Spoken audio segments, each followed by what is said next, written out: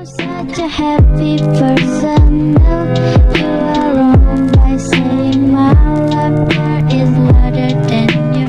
Shut your freaking mouth. No one knows what I'm feeling, what I suffer.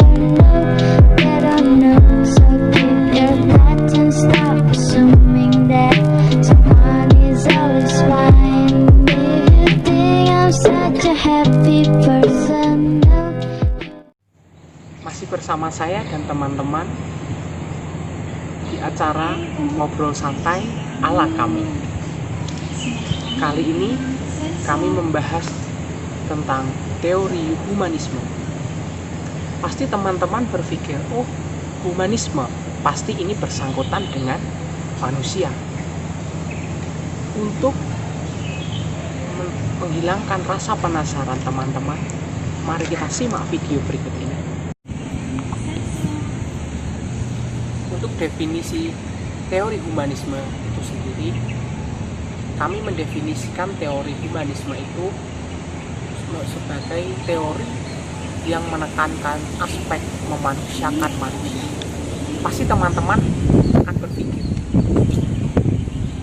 apa sih maksudnya memanusiakan manusia? Oke, makna proses memanusiakan manusia itu sendiri adalah proses membimbing, mengembangkan, mengarahkan potensi baik jasmani dan rohani secara berimbang dengan menghormati nilai humanisme yang lain. Untuk ulasan yang lain akan disampaikan oleh teman di sebelah saya. Baik teman-teman, yang kedua adalah karakteristik dan keunikan dari teori belajar humanisme. Teori ini memandang bahwa manusia sebagai subjek yang bebas menentukan arah hidupnya dan bertanggung jawab atas hidupnya sendiri dan orang lain. Teori ini akan mendorong dan meningkatkan kualitas diri pada manusia. Nah, dan karakteristik dari teori belajar humanisme yang pertama adalah 1. Menguatkan pembelajaran sebagai pribadi yang unggul. Misalnya disiplin, percaya diri, tekun, dan semangat. Kemudian, menfokuskan tekad dan motivasi pribadi. Nah, dari motivasi pribadi ini yang mendorong semangat belajar, karena tanpa dorongan dan motivasi pada siswa, pembelajaran tidak akan berhasil dan maksimal. Maka, di sini bagaimana guru dalam memberikan motivasi pada siswa.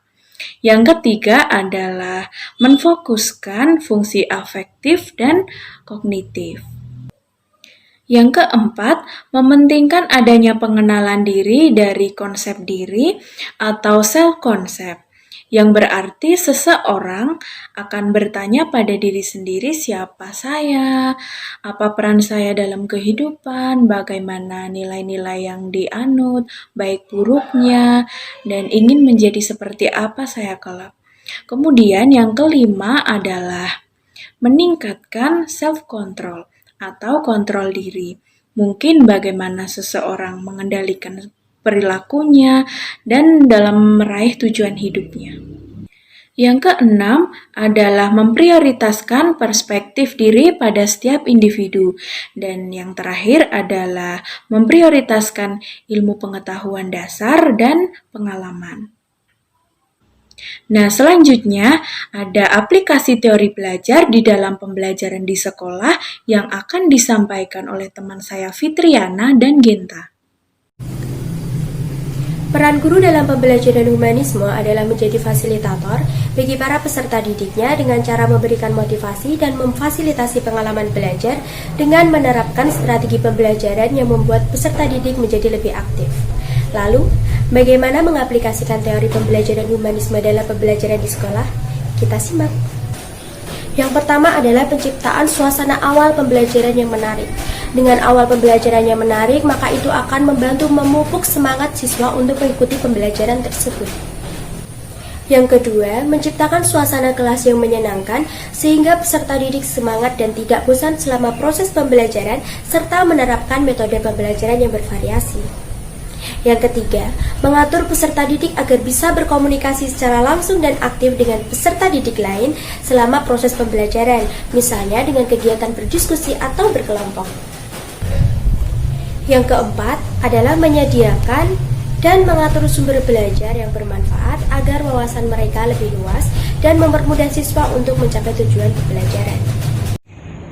Untuk yang selanjutnya, yang kelima, yaitu menempatkan diri sebagai suatu sumber yang fleksibel untuk dapat dimanfaatkan peserta didik, baik secara individu ataupun kelompok. Jadi, guru itu tempat untuk bertanya peserta didik agar tidak merasa takut. Untuk yang selanjutnya, yang keenam, menanggapi ungkapan-ungkapan dengan baik di dalam kelompok ataupun kelas dan menerima baik isi yang intelektual.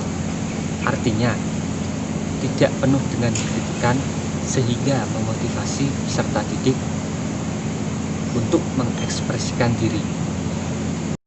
Selanjutnya yang ketujuh, bersikap benar dan berusaha memahami perasaan peserta didik, memberikan rasa empati dan apresiasi.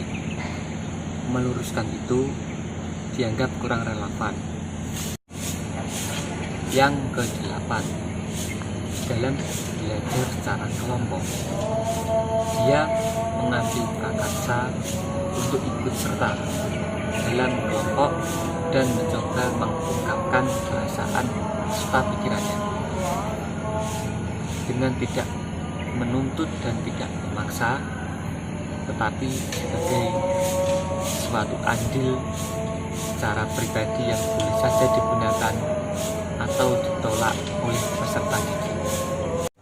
Yang kesembilan, sebagai manusia yang tidak sempurna, guru mau mengenali, mengakui dan menerima keterbatasan diri dengan cara mau dan senang hati menerima pandangan yang lebih baik dari peserta didik. Materi yang selanjutnya akan dijelaskan oleh teman saya yang selanjutnya. Terima kasih. Nah, teman-teman, selanjutnya di sini aku mau menjelaskan tentang analisis teori humanisme dalam pembelajaran abad 21. Nah, tujuan utama para pendidik ini yaitu dari teori belajar humanisme, itu kita dapat membantu anak untuk mengembangkan dirinya, yaitu membantu masing-masing individu untuk lebih mengerti dirinya itu seperti apa dan dapat mewujudkan potensi-potensinya. Dengan begitu, dalam pembelajaran abad 21 ini, siswa lebih bisa mewujudkan potensi-potensi, lebih bisa mengekspresikan dirinya sendiri. Yang saya maksudkan di sini yaitu pada pembelajaran yang sekarang ini kita lakukan, yang kita rasakan, yang kita alami pada pandemi seperti ini, kita hanya bisa melakukan di rumah kita masing-masing. Kita tidak harus melakukan pembelajaran seperti biasa, seperti kita tidak harus melakukan pembelajaran di sekolah dengan peraturan-peraturan yang sangat banyak yang ada di sekolah, seperti kita harus menggunakan seragam, Senin Selasa kita harus menggunakan seragam merah putih. Kita tidak harus melakukan seperti itu. Kita tidak harus datang pagi jam 7 dengan pembelajaran yang tepat waktu dan bertemu langsung dengan guru, dan kita hanya bisa mendengarkan dan menyimak guru tersebut menyampaikan materi pembelajarannya. Sekarang kita bisa melakukan pembelajaran itu di rumah secara bersamaan. Kita bisa membaca materi yang sudah diberikan oleh guru. Kita juga bisa mengerjakan tugas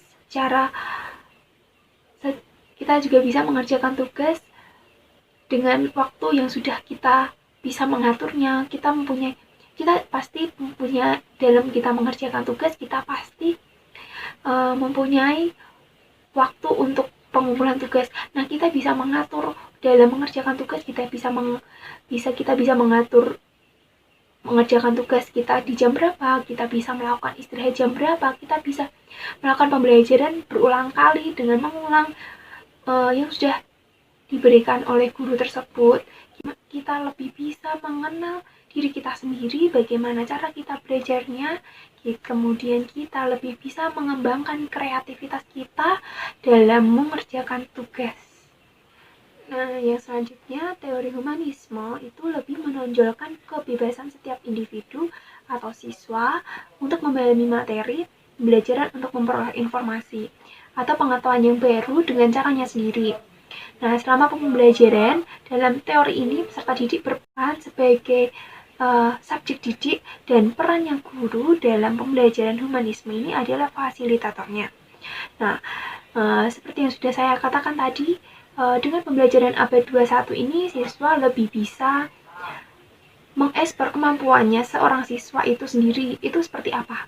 Dan yang sudah dirasakan saat ini, yang sudah kita alami saat ini, itu guru hanya bisa membagikan materi dengan cara masing-masing guru, dan guru juga mengembangkan kreativitasnya dalam membuat materi pembelajaran. Dan siswa juga bisa mencari cara untuk memahami materi pembelajarannya itu dengan caranya sendiri, mengulang terus materinya, dan dengan guru membagikan materi, siswa lebih bisa mengembangkan potensi tersebut secara maksimal. Kemudian siswa juga bisa mengekspresikannya diri sendiri. Itu seperti apa yang sudah saya katakan tadi, siswa lebih bisa mencari cara untuk cara belajarnya masing-masing siswa itu seperti apa, dan siswa juga bisa lebih aktif lagi dan tidak hanya sekedar menerima informasi dari guru, tetapi siswa lebih bisa memahami cara belajarnya masing-masing dan lebih meningkatkan kreativitas lagi dalam siswa mengerjakan tugas, bagaimana cara meng-share-nya. Pasti saat ini siswa kreativitasnya lebih meningkat. Baik teman-teman, cukup sekian dari kami. Jangan lupa like, comment, and subscribe ya. Terima kasih.